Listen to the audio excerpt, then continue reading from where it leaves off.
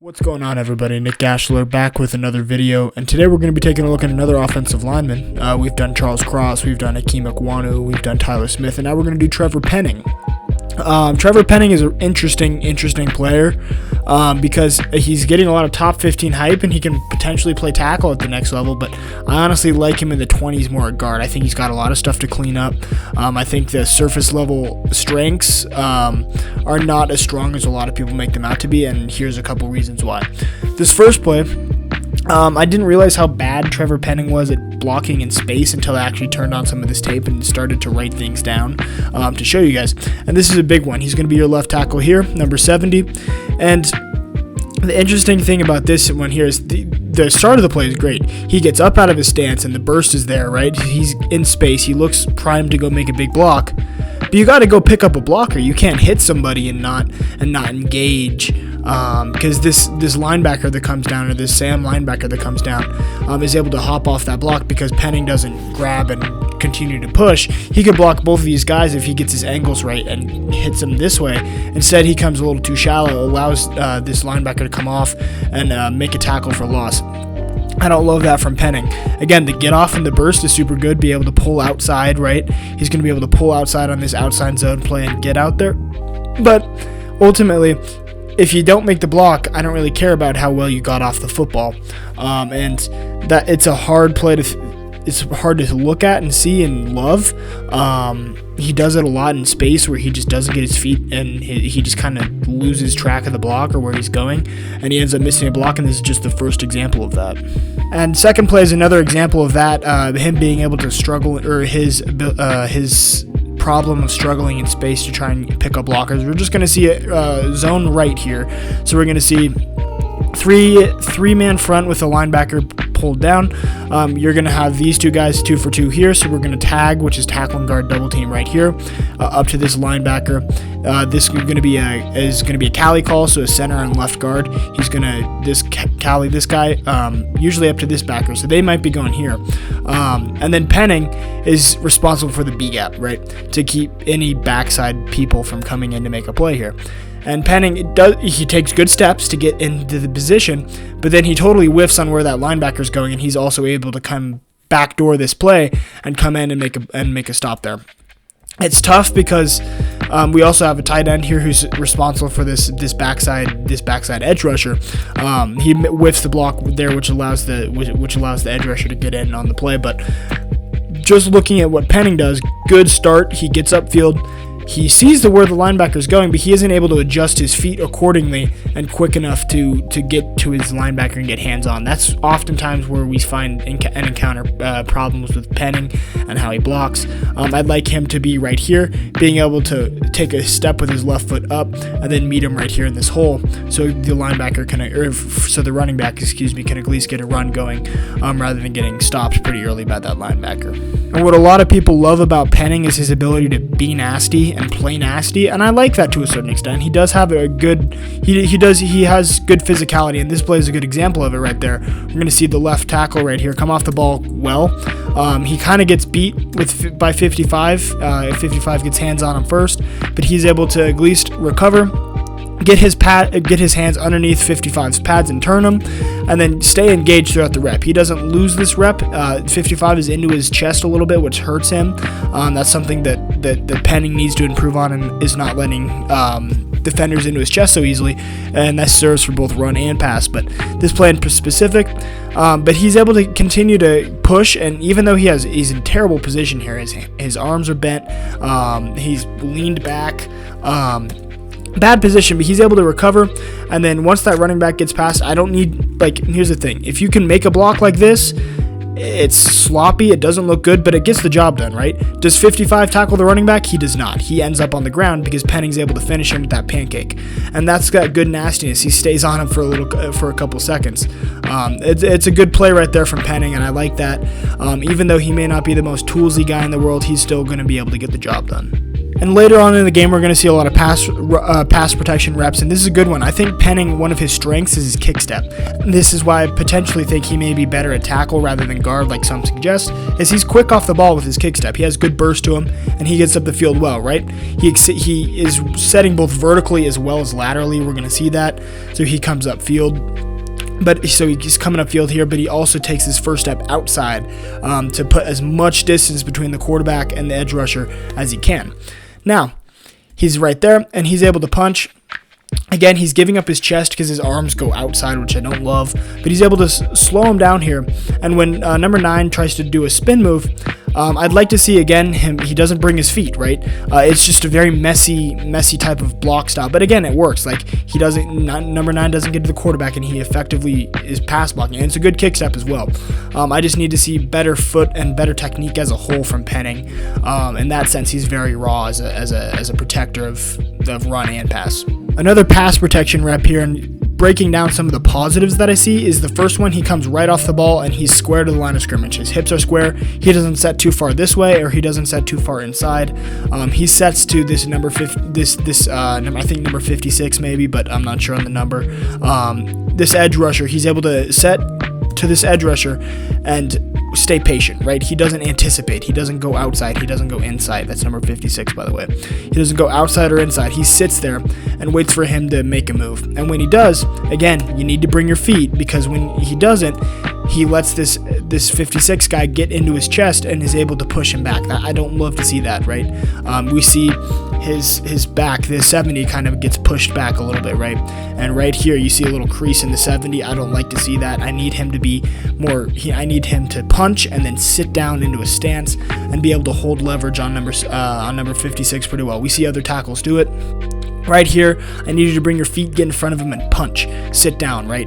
That's what I want to see out of pass protection instead of this is pretty sloppy. Again, it gets the job done, but at the same time, it's sloppy, and I have to knock him for it. And again, that play, that game was against Iowa State, which is a Power 5 team. Trevor Penning's more used to playing guys like NDSU who are good, but not Power 5 and on other D1 AA, I believe, programs, right? This right here, I think he does a lot better of a job of being able to play powerful and being able to play with good anchor against North Dakota State. And this is a good example as to why, right? We're going to see him come off the ball. He still lets this guy into his chest because he grabs outside, but he has a strong punch, and he's able to sit down right there. The running back helps him out by pushing number, I think, 56 again, kind of into him and tripping him.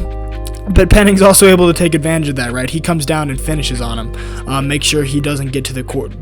Make sure he doesn't get to the quarterback. Excuse me. That nastiness and that ability to finish like that, I really like.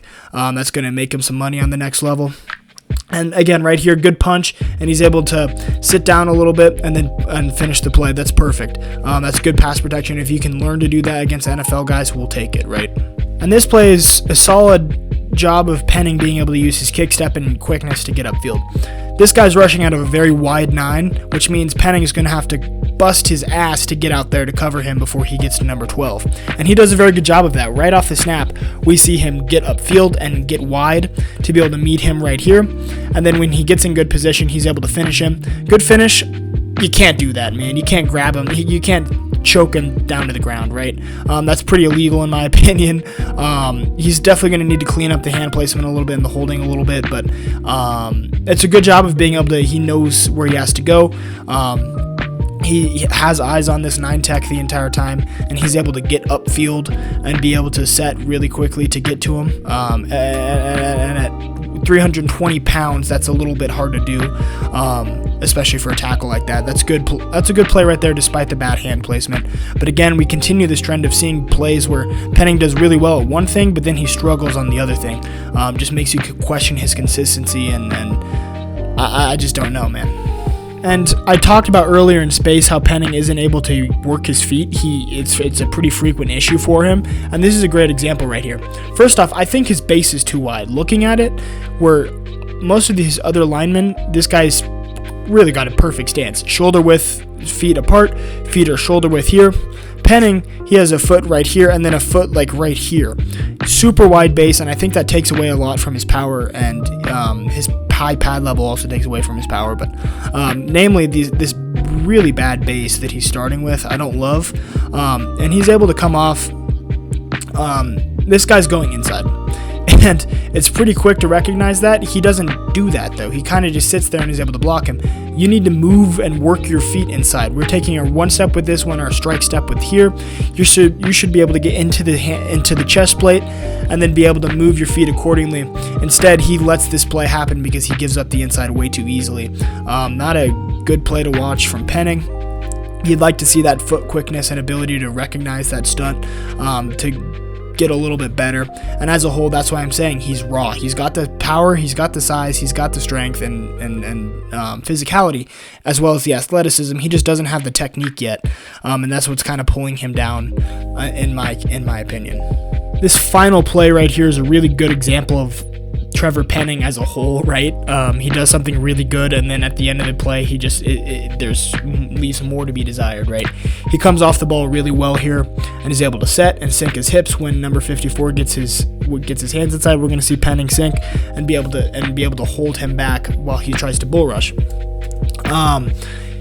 He gives up his chest here, which I don't like. As you can see right there, he's going to give up his chest, but he's also able to extend and hold to 56 here by his arms extended, giving him more control over the rep. But at the end of the rep, 54 is able to work a spin move, and Penning isn't able to use his feet. Isn't able to bring his feet with him to continue to block him. The footwork is just not really there from Penning, and I don't love that, and that causes his quarterback to get hit. You can't have that happen. As a tackle, you cannot let that quarterback get hit, especially when you're in the position like you are right here. When he works that spin move, roll the log and keep your feet with him, right? When we play offensive line, we talk about log rolling. When he tries to work that spin move, you stay with him and you keep your feet moving and spin around, or not spin around, but move your hands with him to keep him in front of you and keep him solid. Don't let him get away like that. And that, I think this play is just a perfect summary of Trevor Penning. Is able to use his strength and is able to use his burst to get off, but then when it comes to technique and nut cutting time right here, he just fails right there. And ultimately, like many dudes in this draft class, Trevor Penning has a lot of traits and not a lot of technique. And for me, who's a really big technique enthusiast, who loves to see good technique in players and feels that you can only get so far with those traits, you need to have some technique to be that next level type of player. I struggle to understand the Trevor Penning hype. Again, if you can develop him, that's great. I think he'd be better for a year or two at guard, where he can develop that footwork technique and being able to block in space on the second level without as devastating of consequences as you would be a tackle. Like if you don't make a block on a screen play or outside zone play outside, you're talking about a really bad play, and coaches are going to notice that. Whereas if you're talking about a missed linebacker on the second level, it's tough, but it may not be a play killing mistake, right? If you struggle to work your feet on a spin move inside, it's still a bad mistake, but you have a running back or another guard or tackle that may be able to help you pick it up. Whereas if you're a tackle on the far outside who gets a spin move worked on them and you're not able to bring your feet and it hits the quarterback, that's a devastating mistake.